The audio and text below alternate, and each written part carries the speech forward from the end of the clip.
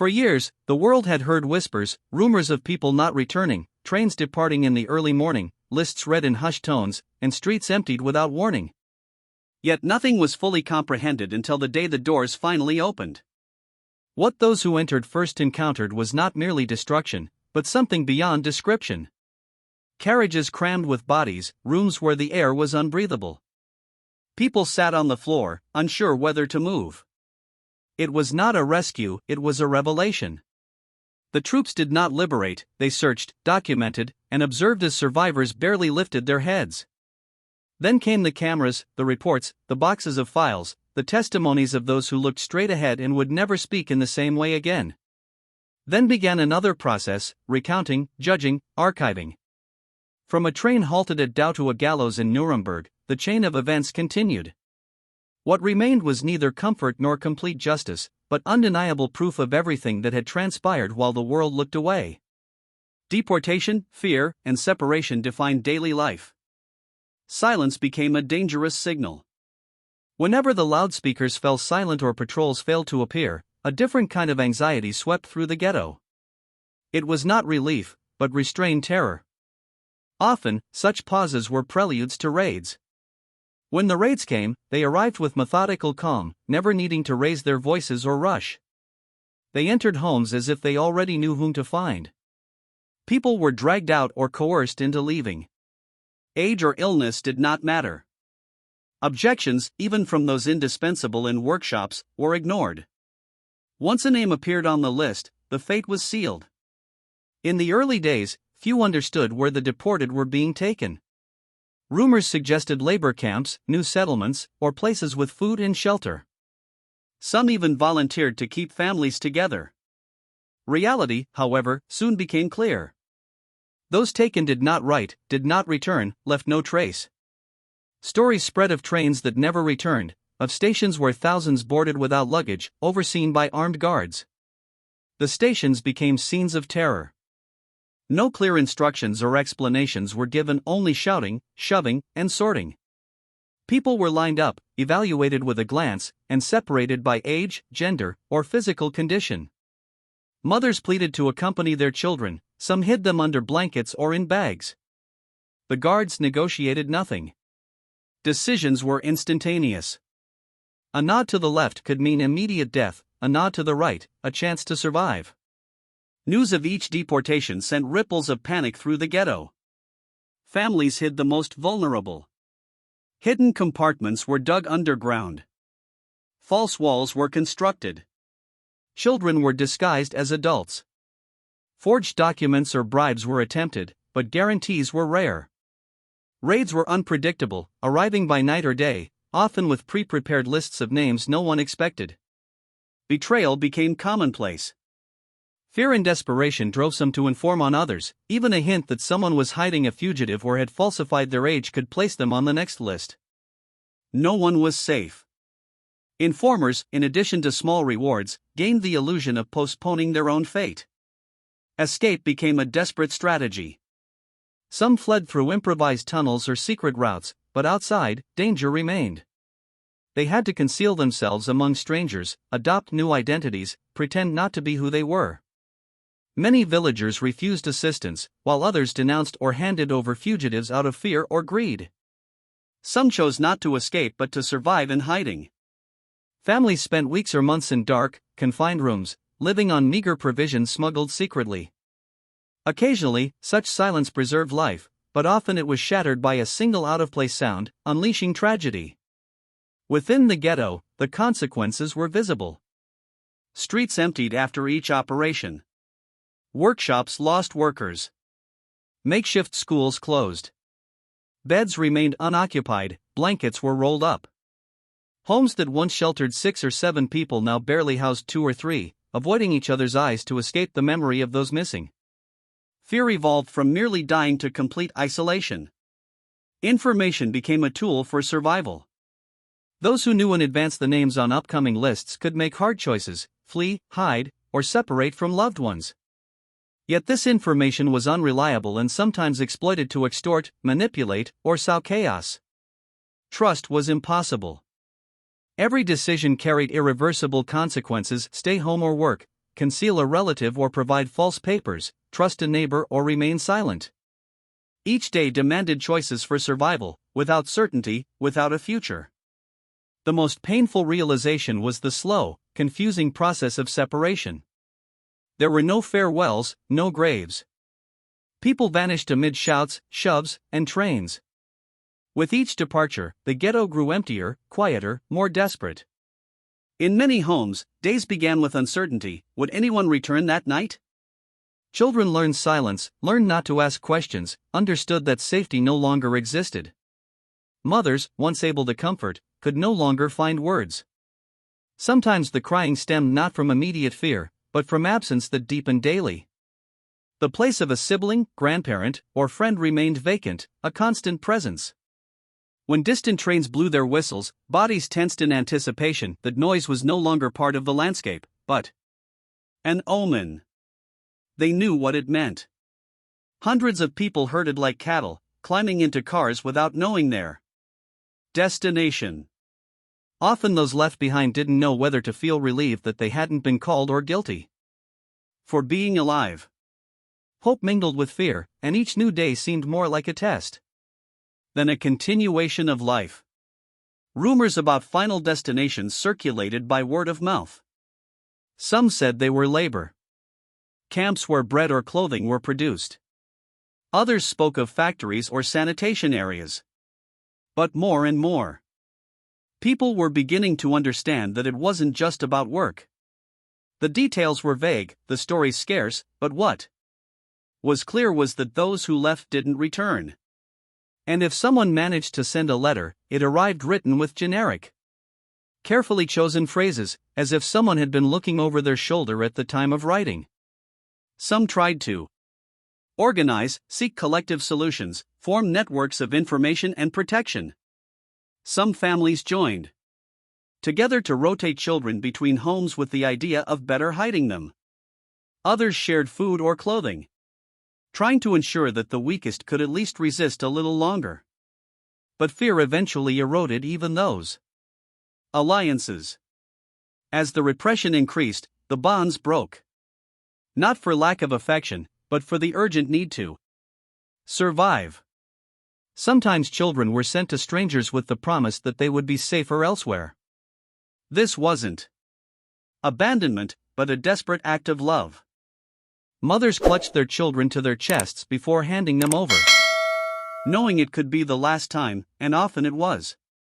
Some managed to survive, hidden under other identities in distant villages or in the homes of peasants who risked everything to hide them.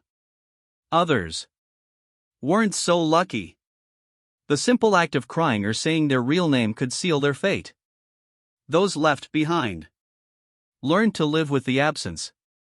Some kept the personal belongings of those who had left as if it would hold them. Clothes, a scarf, a cup, a pair of shoes. They were carefully placed in a corner, as if at any moment someone might return and need them. But over time, those objects too became covered in dust and forgotten. The only thing that didn't disappear was memory, although even that was starting to hurt. The nights were especially difficult. The silence deepened. The walls seemed thinner, and dreams instead of rest brought confusing images of goodbyes, chases, and unfinished farewells. In many cases, they woke up with their bodies trembling and their hearts racing. They didn't know if it was from the cold or the nightmare, and sometimes it was both. In certain sectors of the ghetto, talk began of hiding in groups during the selections. Some prepared communal hiding places, attics, basement, trap doors. Stories were told of those who had survived entire days without moving, barely breathing, while boots scoured the streets, looking for the next to be taken. But not everyone managed to go unnoticed. Sometimes a sneeze, a cry, or a simple crunch underfoot was enough to ruin everything. When that happened, the punishments fell not only on those in hiding, but also on those who had protected them. Still, many kept trying. The alternative was to give up without a fight. Every day of life was a small victory, even if it was filled with fear. In that context, even the smallest things took on new value. Sharing a piece of bread, exchanging information about an upcoming raid, offering a corner where someone could hide for the night. Every gesture was an act of resistance, even if it wasn't recognized as such. The system was designed to break people, not just in body, but also in spirit. The isolation, the separation, the terror, everything was calculated to destroy any form of organization or solidarity. But even in that hostile environment, moments of mutual support continued to emerge. They weren't frequent or easy, but they existed. And for many, they were the only thing that sustained the will to carry on. As the deportations intensified, so did the idea of home. Houses were no longer refugees. Neighbors were no longer reliable allies. Routines no longer offered solace. Everything came down to surviving another day. Some managed to do so for weeks, others for months. But in all cases, the experience left an indelible mark, the feeling that at any moment everything could disappear, even oneself. Goodbyes were swift when they existed. A hug, a glance, a whispered word. There was no time for more. And although some tried to remain steadfast, it was difficult to contain the trembling hands or the lump in their throats. Tears fell silently without fuss, as if even that could attract the wrong kind of attention. In that world, even pain had to be hidden. So it was that little by little separation ceased to be an exception and became everyday occurrence. Living with the constant fear of losing everything was the new norm. And although many adapted on the outside, on the inside they were shattering. Some showed it with their eyes, others with silence, and still others with that rigidity the body assumes when there is nothing left to do in the face of approaching destiny. Arrival at the concentration camp, there was no privacy or comfort in the camp. Everything was designed to break the body and then the mind. From the moment a person entered, the first thing they encountered wasn't a cell, nor a dormitory, but a line. One line for registration, another for clothing, another for hygiene, another for the endless wait. Time lost meaning, and the cold present from the first hours seemed endless. The body would begin to shiver without permission, and it wouldn't stop. The clothes issued didn't fit, nor did they provide warmth. They were a thin set, worn by others before, stained, marked, and without buttons. There was no choice. Striped shirts, baggy pants, loose caps, sometimes just one garment for the entire winter, and for the feet, torn or laceless shoes made of hardwood or torn cloth. Many received nothing, and the little that was obtained had to be exchanged quickly, because in the camp, an extra garment could be the difference between life and illness. No one asked whether a garment was for a woman or a man, whether it fit properly or not. The only thing that mattered was covering the skin. The latrines were far from where people slept. They were rows of hollows in cement or wooden benches with no dividers, no water, no doors, and no cleaning. They had to be used in full view of others. The stench was unbearable.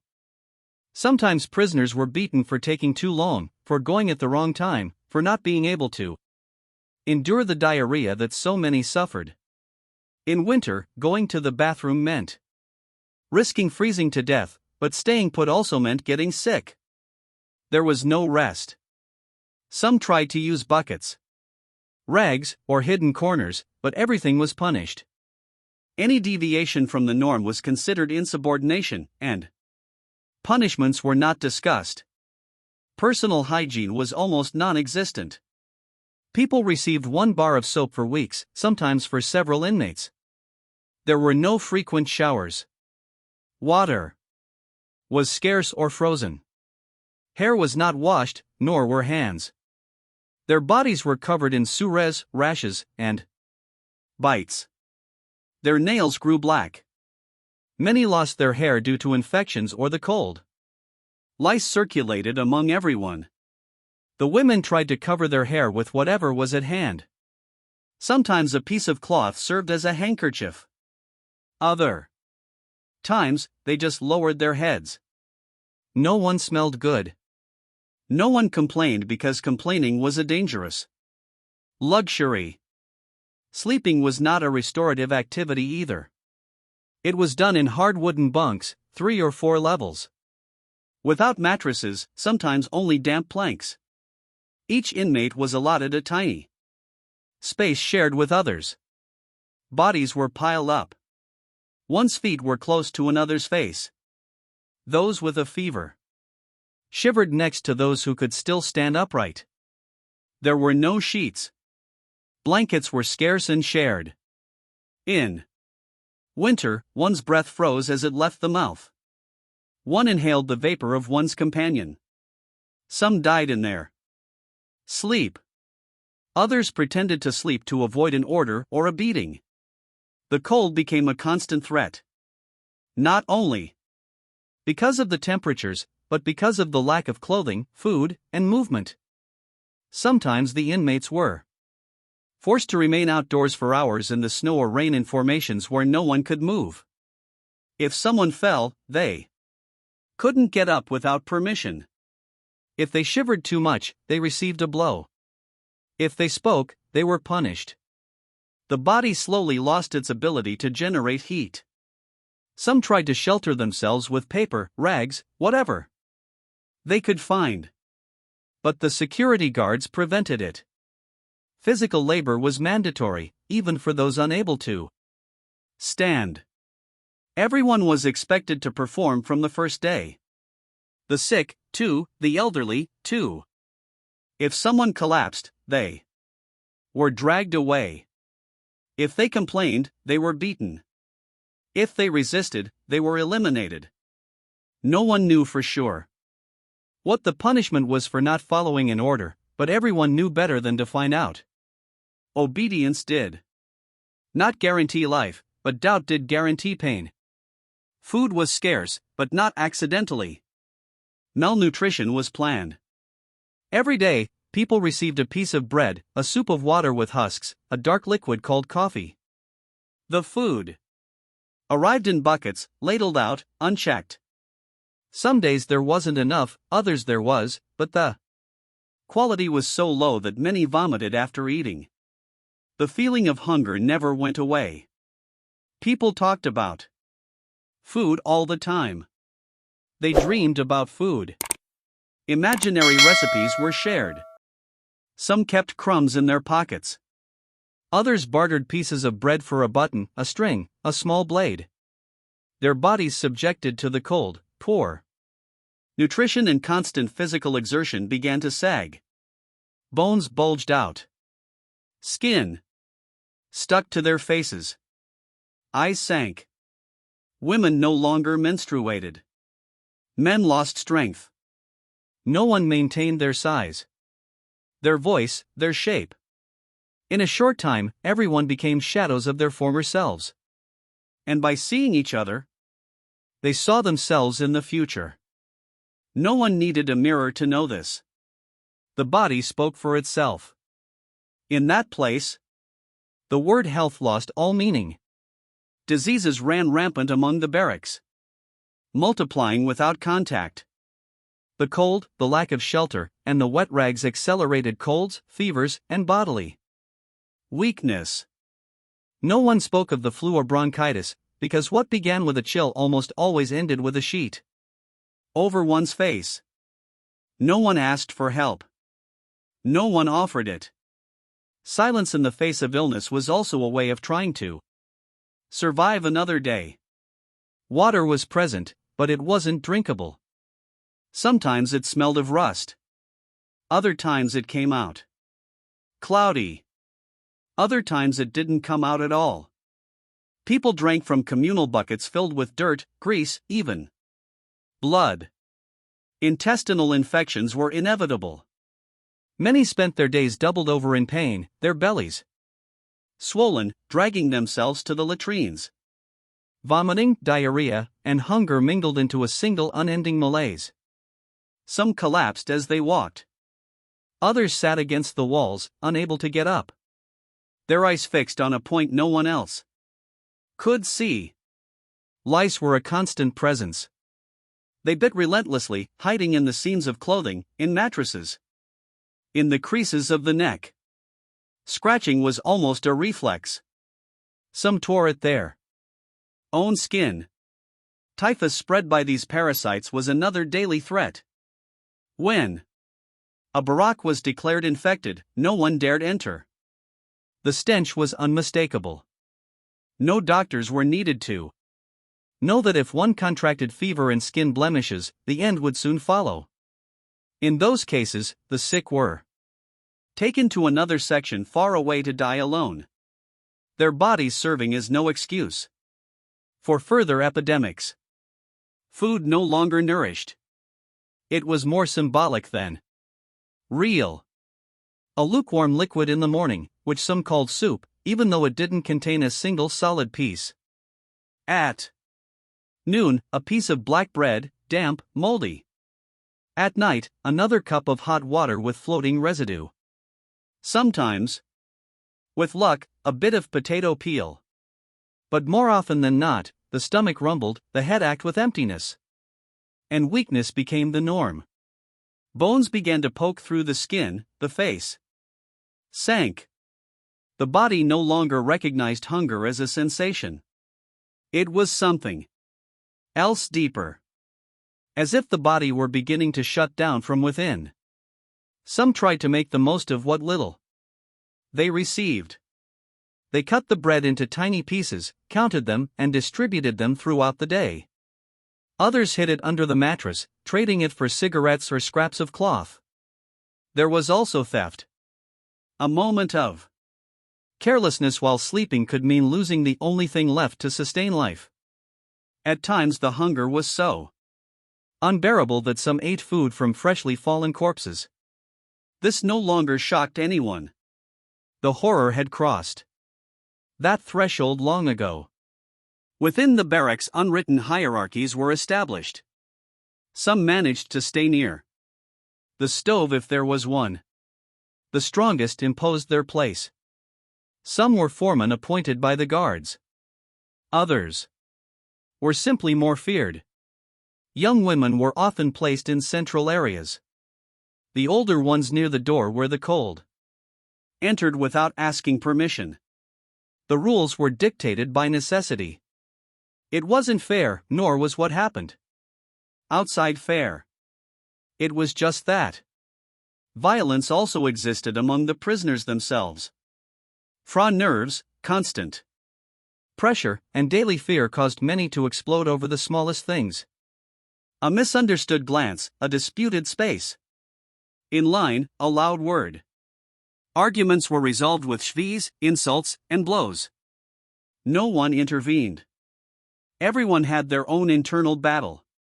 Solidarity, although it existed, was rare. There were those who shared a rag, a spoon, or a piece of advice to calm a fever, but that wasn't common. In the latrines, the humiliation was absolute. There were holes in the ground covered by rotten wood with no walls, no curtains, no privacy. The lines were long, especially in the early morning when stomachs were rumbling from chronic diarrhea. The smell permeated everything, even clothing. Those who didn't arrive on time did so in the barracks, not for lack of will, but because they couldn't stand. Some became ill just from exposure, from having to sit in the icy mud while their bodies trembled. No one judged. Everyone knew they could be the same tomorrow. There were prisoners who no longer spoke. They just stared as if they decided that keeping quiet was better than wasting energy. Others were delirious. They named names, spoke to the dead, and quietly begged for forgiveness. Some walked in circles. One even repeated the same phrase for hours. The mental damage was as evident as the physical. The youngest aged in weeks. The oldest faded away without anyone noticing. There were also the punishments. If someone was caught stealing bread, they were made to line up for hours in the sun or snow. If someone fell asleep on the job, they were beaten or sent to harsher areas. Sometimes the whole group suffered as a result. One mistake and everyone would go without food. One out-of-place word and the whole barracks would be punished. This sowed fear and mistrust. No one wanted to talk. No one wanted to be responsible. The nights were worse. The cold came in through the cracks. The blankets were few, shared by 3 or 4 bodies. Some cried silently. Others prayed. Sometimes a voice sang something softly, not out of joy, but out of habit, as if the songs helped remind them that at one time there had been a different life. With clean beds, hot food, and hugs. That memory was the only thing they couldn't take away from them. Resisting without weapons the body and the mind. In an environment where the will was constantly broken by cold, hunger, and fear, bodies began to wither before the soul. But resisting didn't always mean raising a flag or escaping. Often, the true battle was fought from within, in silence, in thoughts that no one could steal, in simple gestures that preserved a bit of humanity. The days were all similar, row upon row. Staring at the ground, hunched backs, bones sticking out from beneath a dirty, shapeless cloth, the ground muddy or frozen depending on the season, and the constant sound of forced footsteps and orders that brooked no reply. But amidst this repetitive and degrading cycle, some retained a part of themselves intact. There were those who murmured songs from their childhood while they worked. They didn't do it out loud or to others. It was a kind of barely perceptible whisper, a melody that helped set the rhythm, as if an inner beat could oppose the one dictated by screams or blows. Although their lips barely moved, that silent melody offered an anchor to something that once existed, a previous life where one could sing without punishment. Not everyone knew how to sing, but the memory of a song could be stronger than hunger. Prayers also remained alive, albeit in low voices with eyes open without visible signs, because any hint of devotion was seen as a challenge. Many didn't pray expecting an answer, but because it was the only habit that reminded them they were still people. They weren't long or elaborate prayers, just short phrases repeated over and over, like a formula learned as children. That continued to make sense even when everything else had been lost. Thought was perhaps the last refuge. As their bodies dragged themselves among bricks, stones, tools, or corpses, many escaped with images of the past. They weren't always happy memories. Sometimes they were just details. The smell of warm bread, a mother's voice, the touch of clean fabric. Others tried to imagine impossible scenarios, like a set table or a room filled with light and warmth. It was in this capacity for imagination that some found a way to endure. Despite the divisions, the imposed hierarchies, and the constant fear, the gestures of humanity didn't completely disappear. Some shared a piece of stolen bread or pretended to be stronger to protect someone weaker during an inspection. Others whispered words of encouragement when no one else was listening, and there were those who simply sat next to another to keep them company in silence. A borrowed coat improperly fitted for a few minutes. A hand that helped someone get up after a fall. A steady, non-judgmental gaze. All of this had the value of rebellion. The cold which had pierced the bones since dawn couldn't completely extinguish those small flames. Even in the latrines, where the stench was unbearable, sometimes a prisoner would help another clean herself or hold a sick companion so she wouldn't collapse. In the barracks, when no one had the strength to speak anymore, shared breaths formed a kind of passive resistance. A torn blanket served too. A wet rag passed from one to another to cool the forehead. No one had anything, but some still shared what little remained. Despair appeared like a constant shadow. Many stopped speaking, moving, thinking. They walked as if they were already dead. Apathy was a form of defense, a response to the excess of horror. Others, however, were filled with a silent rage they couldn't channel. That fury didn't explode, but it accumulated in their muscles, in their clenched jaws, in their eyes that no longer shed tears. They resisted, not only with kindness, but also with contained resentment. Hope, though fragile, also existed. Sometimes it came from a rumor that the Russians were near, that the Nazis were about to fall, that a transport had been lost. Other times, hope had no basis, but it served its purpose just the same. Believing that someone outside remembered them, that the war was going to end, that perhaps they would survive to tell the tale. That idea, however remote or absurd, allowed some to get up the next day. In the hardest moments, even when their bodies refused to continue, there were those who forced themselves to maintain the routine, counting steps, mentally repeating a story, making a specific gesture every night before sleeping. Even if no one else saw it, this repeated act had enormous power. It reaffirmed that they were still there, not as shadows, but as people who, despite everything, had not been completely defeated. The nights were especially long. The cold pierced the wooden walls and the blankets were insufficient. Some hugged each other wordlessly simply to avoid freezing. It didn't matter whether they knew each other or not. Contact was a form of comfort that required no explanation. Sometimes someone would murmur a story, real or invented, to keep the minds that still resisted awake. The words didn't need to be coherent. It was enough to ward off the image of death for a few minutes. Some wrote sentences with a piece of charcoal hidden in walls or on old papers. Others traced symbols on the ground with their fingers. And some tried to draw in their minds the streets of their neighborhoods, the faces of their parents, the furniture in their homes. Although all of this seemed useless, it served to keep them whole. Memory was a weapon, even if no one saw it. Not everyone survived. Many fell. From exhaustion, from illness, from sadness. But even among those who knew the end was approaching, some continued to sing inside, praying quietly, dreaming in silence. It was a way of not giving up completely, of preserving a spark that neither hunger nor terror could extinguish.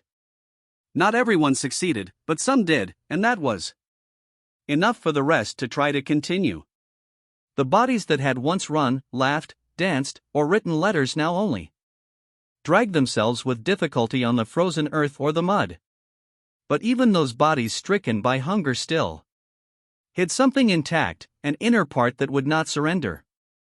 It was the will to exist, not as an open protest, but as a silent affirmation, breathing, staying upright, looking ahead without fainting. All of this was an act of resistance. And although no one celebrated it or recorded it, these small acts were repeated every day in the darkest places. In moments of rest, if they could even be called that, some would find a corner and sit on their own 2 feet to keep warm. There, while the body trembled, the mind sought escape. Imagination was a secret passage, visualizing a hot meal, a conversation with a brother, or an ordinary afternoon in the sun. It didn't matter if the memory was real or invented. It served the same purpose. Because reality was too harsh to inhabit all the time. You had to step outside of it, even if only with your eyes closed. Sometimes a voice would appear, speaking softly, describing what their city, their house, their school, their street were like. It didn't do this to teach anything. It only spoke to hear its own voice say things it still remembered, as if naming them made them real for a moment. Others listened in silence. No one interrupted. Because amidst the filth, the pain, and the brutality, that voice was a thread of the world they had lost listening to. It was like touching something that hadn't yet been destroyed. There were those who maintained almost absurd routines.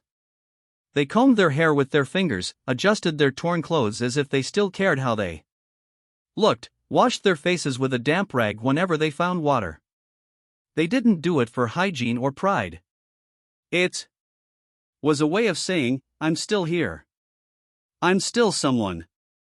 I haven't been erased yet. The smallest gesture could carry the value of a declaration of existence. Even the most insignificant objects acquired significance. A button found in the ground, a thread that could be used to mend a shoe, a piece of paper that could be used to write a word.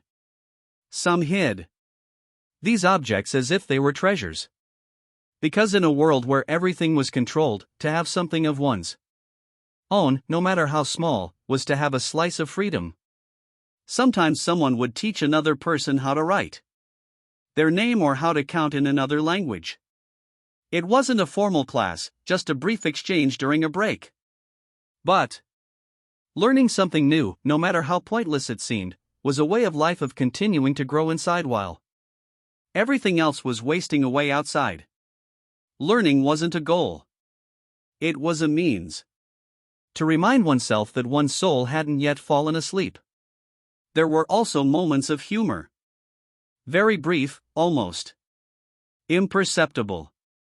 A sarcastic comment about a guard, an absurd phrase, a stifled laugh. No one laughed out loud, but a grimace could be enough. Humor wasn't mockery. It was defense. Not against punishment, but against despair. Laughter, even if only internally, was a way of not giving up. Camaraderie wasn't always explicit. Sometimes it manifested itself in shared silence, in not ratting out others, in not pushing someone who had fallen, in not stealing a piece of bread. These omissions were forms of respect. In a place where betrayal could be rewarded, and informing saved lives. Choosing not to do harm was already a form of courage. In some corners, on the walls or on the wooden planks, marks appeared. Counted lines, symbols, words written in charcoal or with nails. They were signs. Sometimes they were names, other times dates or short phrases. No one knew who had written them, but everyone knew they meant something. They were footprints, not to be read, but so that someone at some point would know that someone had been there who wanted to leave a record of their passage. Sleep was a battlefield. Sleep meant risking not waking up. But it was also a truce. Many dreamed of simple things, a full meal, a clean bed, a father's voice. But others had nightmares. The horror didn't disappear with their eyes closed. Still, there were those who preferred to sleep because for a few hours they could live in another world. Illness was a constant threat. But even in the face of it, there were acts of resistance. Sharing a blanket with a sick companion, giving up the last drink of water, staying by the side of someone who couldn't get up. No one forced them to do it. These were decisions born from the invisible bond that suffering could create. In these gestures, humanity survived the inhuman. When one of them died, there wasn't always crying. Sometimes they simply covered their face with a cloth or arranged their body so it wouldn't twist. It was a small act. Wordless, but deeply meaningful. It meant that this person, although lost, hadn't been reduced to a number. They were still recognized as someone. There were those who knew they wouldn't make it out alive, yet they still acted as if the end was still far off. They walked upright, responded firmly, and avoided pleading. It wasn't pride. It was dignity, a way of saying that even though everything around them had fallen apart, they still chose how to take their final steps. Some had written fragments on hidden sheets of paper, on napkins, on scraps of cloth. They weren't letters. They were fragments of memory. Short stories, lists of names. Descriptions of what they saw. Writing was dangerous, but it also meant leaving proof that not everything had been erased. These writings weren't meant to be read at that moment. They were messages for an uncertain future. Hunger was perhaps the most persistent enemy. But even in the face of it, she resisted, eating more slowly, saving a crumb, exchanging one piece for another. There were strategies, calculations, decisions. It wasn't just about feeding themselves, but about prolonging their existence a little longer, about avoiding collapse, even for a few hours. Their gaze was also a form of resistance, looking straight ahead when everything indicated they had to bow their heads. Looking at each other without fear, without judgment, sharing an expression, a gesture, a sign, there was a silent communication that united them beyond words. That invisible network sustained many when they had no more strength. And when someone managed to escape when they crossed a door, a gate, a border, they carried with them not only their own story, but that of all the others. Because resisting without weapons wasn't an individual act. It was a chain of silent gestures, secret thoughts, small actions. It was a way of staying alive. Without making a sound, without drawing attention, without allowing themselves to be completely destroyed. When the American troops arrived at the outskirts of the Dachau camp, the first thing they found was a stationary train made up of approximately 50 freight cars. Inside were rotting corpses. It was the sight they encountered before even opening a door. Some bodies were stacked to the ceiling. The train doors opened with difficulty, and inside there was no room for anything but death. Some soldiers couldn't look for long. Others couldn't tear their eyes away. It was the first direct contact many of them had with something that until that moment they had only heard mentioned in fragmentary reports or comments between high-ranking officers. What they witnessed that day was not part of a military operation or traditional combat, but rather silent, tangible evidence of what had happened there before their arrival. Among the witnesses was a young military doctor named Harold Porter. As part of the team that entered with the first units, he wrote a letter describing what he saw. He spoke of bodies lying on the ground, of people barely breathing, of others lying motionless on the floor. He described a room where bodies were piled up in a haphazard fashion, some naked, others dressed in rags. He said there were people so thin that every bone in them stood out, and that the smell in the air was so strong that many couldn't stand to remain there for more than a few minutes. He also mentioned the crematoriums, the shower rooms, and the feeling of standing in a place where the very idea of humanity had been extinguished. His words contained no judgment or drama. They simply recounted what was before their eyes as if trying to understand it weren't possible, only recording it. The reactions among the soldiers varied, but they all agreed on one thing: shock. Some were incredulous, others burst into tears. Some remained in absolute silence for hours without saying a word, without moving beyond what was strictly necessary. Several vomited, others were unable to eat again for days. The army was prepared for battles, for gunfire, for explosions, but not for facing what appeared to be the result of meticulous extermination. Discipline was partially maintained. Some orders were given, others were ignored. In some cases, what was unleashed was not an operation, but a reaction. Among the commanding officers was Lieutenant William Walsh. Upon entering the camp and witnessing the condition of the prisoners, as well as the magnitude of what had happened there, he made decisions on his own. He ordered the immediate execution of German prisoners connected with the camp. Administration. Some were lined up along a wall, others inside a wagon. Several died that same day. Other prisoners at the camp, released just minutes before, were given weapons so they could act themselves. This wasn't a formal order, but a direct reaction based on what he had seen and what the prisoners told him. Some U.S. Army soldiers, including medics, refused to treat the German wounded. They justified themselves by saying they couldn't treat people who had participated in what had happened there. Days later, rumors surfaced that extrajudicial executions had taken place. Some military photographers took pictures. Testimonies were recorded. There were internal reports. But General George Patton, who had been appointed military governor of Bavaria, decided not to move forward with formal investigations. He halted the inquiries and didn't authorize further proceedings. According to the records, he preferred that the events not be officially reported, not out of ignorance, but by choice. In the following years, various versions attempted to explain what happened. Some downplayed the death toll, others did not deny the facts, but framed them as an emotional reaction to the evidence. The reality was that during the liberation of Dhaka, dozens of German soldiers were killed without trial or interrogation. Meanwhile, on the Eastern Front, the Red Army reached the gates of Avets. It was January 1945.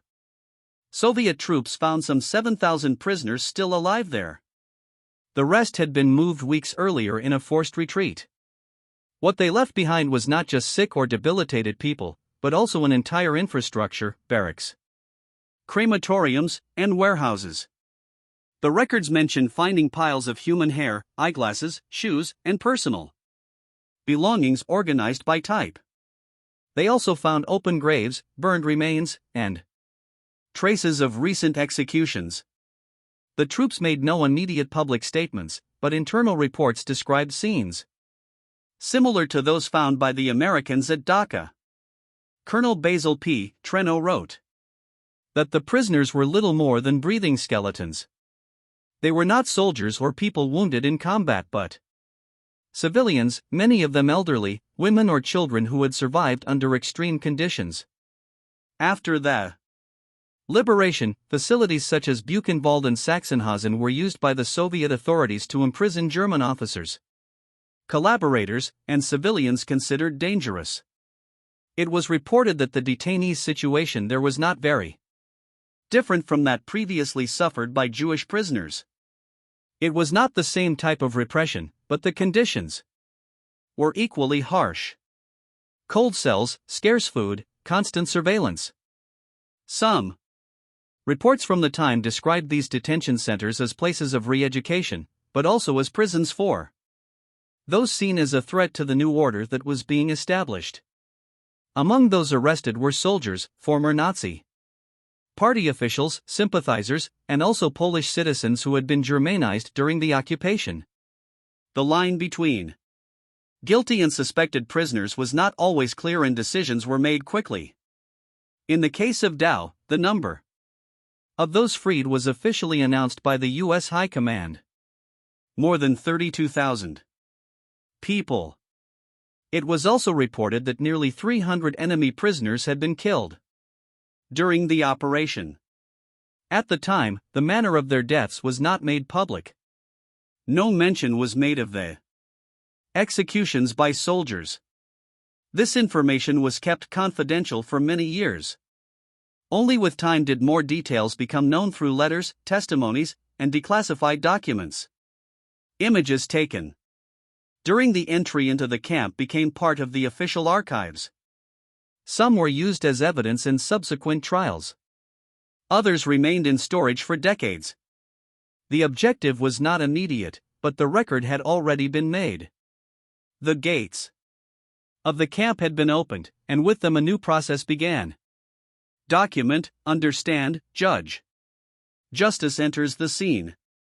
Nuremberg trials and nameless remains.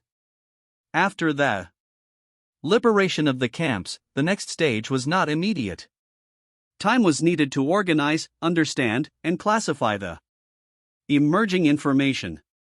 The images captured by the soldiers, the testimonies collected on the spot, the belongings found in basement and warehouses, the documents abandoned by fleeing officers, everything had to be analyzed. What until then had been suspicions or fragmentary reports was now transformed into direct evidence. The Allied authorities decided that it was not enough to release the prisoners. Nor was it enough to show what had happened. They had to judge. A process began that would later be known as the Nuremberg Trials. They're the names who for years had been signatories of orders, heads of departments, and visible figures of the regime were called to answer before an international tribunal. One of the defendants was Fritz Sa, head of the forced labor program in the occupied territories. During his interrogation, he defended himself by saying that he had acted under orders that his task was to organize labor, not concentration camps. The documents presented indicated otherwise. They detailed figures, movements of people, and internal correspondence that linked him to mass transfers of civilians to German factories. Alfred Jodl, chief of operations for the Wehrmacht High Command, was also prosecuted. He was held responsible for signing reprisal orders and authorizing operations that included the execution of hostages and deportations. During the trial, he argued that his role was military with no direct involvement in decisions regarding the camps. Records showed that he had been present at meetings where deportation routes and collective punishment measures were defined. Another of those convicted was Arthur Sissencourt. He had been Reich Commissioner in the Netherlands. During his tenure, mass deportations of Dutch Jews were implemented as well as public executions of members of the resistance. The documents presented showed decrees signed by him, orders for the confiscation of property, and records of collective arrests. His defense was based on the fact that he had attempted to maintain order in a complex situation, but the court found his active participation in the implementation of extermination policies to be clear. Also on trial was Julius Streicher, editor of the weekly Derma, known for its anti-Semitic propaganda. Although he did not directly participate in military operations or camp administration, his constant incitement of hatred and his role as a promoter of anti-Semitism were considered central elements in creating a climate that allowed the crimes committed. During the court sessions, films taken by the Allies themselves during the liberation of the camps were shown. Images of piled-up bodies, infested barracks, and still warm ovens were shown. Letters were also read. Survivor testimonies were presented and recordings of interrogations were played. The defendants' responses ranged from denial to evasion and attempts to minimize their responsibility. Some said they had no knowledge of what was happening in the camps. Others claimed they were following orders. Still, others remained silent. Few acknowledged any degree of guilt. The documentation was so abundant that in many cases witnesses weren't needed. It was enough to read the signed orders, review the inventories, the transport lists, the forms with names and dates. These weren't oral accounts, but complete files with the signatures of those responsible. The convictions were swift. Many of the accused were sentenced to death. The executions were carried out by hanging. No ceremony or final speech was offered. The execution of the sentence was recorded and the bodies were cremated. The ashes were scattered in the S River. No names, plaques, or landmarks were placed there. The intention was that no trace would remain, that no group could claim, commemorate, or turn these remains into symbols. It was an administrative decision, not a symbolic one. It was implemented quickly and without exception. The tribunal records preserved the documents, photographs, and minutes of each session. Copies were distributed among the Allied countries. Some were archived, others were used as educational material. But the content was clear. Those responsible had been judged based on direct evidence without the need for speeches or reflections. While this was happening in Nuremberg, camps, graves, and warehouses continued to be discovered in other parts of Europe. Each had its own dynamic, its specific history. But the pattern was similar. Prisoners reduced to the bare minimum. Facilities designed for mass confinement. Meticulous records of entries and exits. In some cases, the liberating troops found no one alive. Only objects, traces, or vestiges of an escape. In others, survivors were found who could not speak, walk, or react immediately. The deterioration was extreme. Doctors documented the cases, trying to recover basic functions. But the damage had already been done. It wasn't just hunger, but months or years of confinement, exposure to the cold, forced labor, and medical neglect. The numbers added up. The camps were named. Those responsible were located. Some managed to escape before being captured. They changed their names, hid in rural areas, immigrated under false identities. Some lived for decades, unidentified. Others were discovered years later when new documents came to light or when testimony placed them in specific locations. In several countries, belated investigations were opened. Traces were sought, witnesses were contacted, extradition requests were made, but many died before facing trial. Most legal actions were concentrated in the first years after the war. Afterward, interest waned. Even so, the archives continued to grow. Letters, memoirs, personal diaries, hidden photographs, everything was added to the general record. Liberation did not end with the closure of the camps. It continued in the courts, in searches, in reports that still appear in libraries and archives today. At the same time, some local authorities both in Western Europe and in the territories liberated by the Soviet Union established commissions to collect testimonies from survivors. The goal was to record what happened while memory was still fresh before time altered the details. These testimonies were diverse. Some were brief, others detailed. They described routines, punishments, names of commanders, specific moments. The aim was not to find culprits, but to construct a narrative based on the facts. The documents were compiled, archived, and in many cases forgotten for years. Only with the passage of time did they begin to be digitized, translated, and made available to the public. The account spoke of endless lines, frozen latrines, insufficient rations, punishments for looking at the wrong guard. Details that when added together formed a clear picture. 4. Those who had lived inside those places, liberation did not mean the end of everything. Many had nowhere to go. Their homes had been destroyed. Their families were missing. Their communities no longer existed. Some remained in displacement camps. Others attempted to immigrate. Several returned to their hometowns only to find no one waiting for them. Life went on, but not as before. There were documents to manage, identities to reconstruct, bodies to heal. Lists of survivors were compiled, names were searched for among the ruins. Some spent weeks in front of military offices asking for a mother, a son, or a brother, and the answers didn't always come. The names appeared on papers, but the people didn't. Other times, someone was found, but the emotional distance was such that reunion became difficult, returning wasn't automatic. The trauma was still present. What remained after opening the door?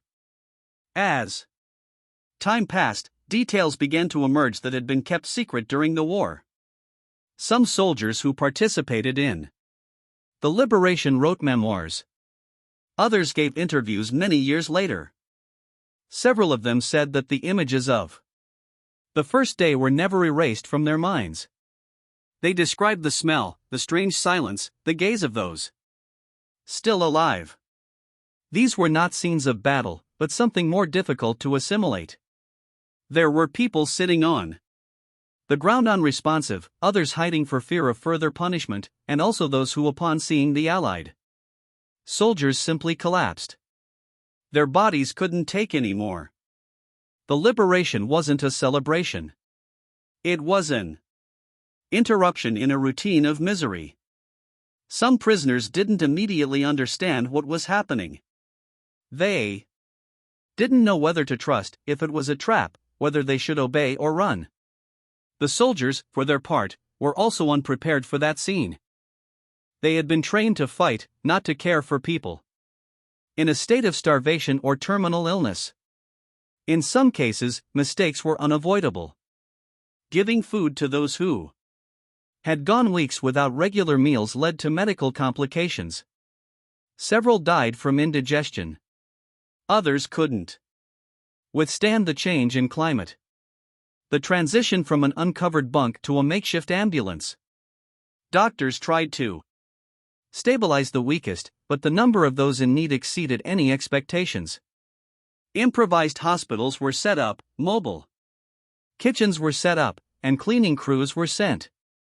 But all this took time, and in many cases, it was too late. Prisoners died even after being liberated. Their bodies no longer responded, nor did their minds. As the camps were documented, lists, folders, and records appeared. The Nazis had recorded everything precisely. There were sheets with names, dates, transport routes, quantities of food assigned, and punishments meted out. Some documents were found intact. Others were damaged by weather, fire, or hasty escape. Even so, much of what had happened was reconstructed. In several camps, piles of personal belongings were found. Watches, photographs, children's books, identity documents. Nothing was left to chance. Every object had been classified. Many prisoners upon arrival were forced to hand over all their belongings. The objects were stored or sold. Others were simply accumulated. At Abbott's, piles of human hair were found, separated by color. There were also collections of teeth, prosthetics, and shoes, not as a result of neglect, but as part of a structured system. The classification of objects was part of the subsequent process. An attempt was made to return what could be returned, but in most cases there was no one to give anything to. Families were dead or dispersed. Archives were created to preserve what was found. Some objects were displayed in museums, others were stored in numbered boxes. The goal was to preserve the items as evidence. It wasn't about memory, but about material proof. Every item of clothing, every label, every mark was part of a case. No interpretations or embellishments were allowed. It was only recorded. The approach was technical, but the accumulation generated a clear picture. The logic of the camp was not one of spontaneous punishment, but rather one of sustained procedure.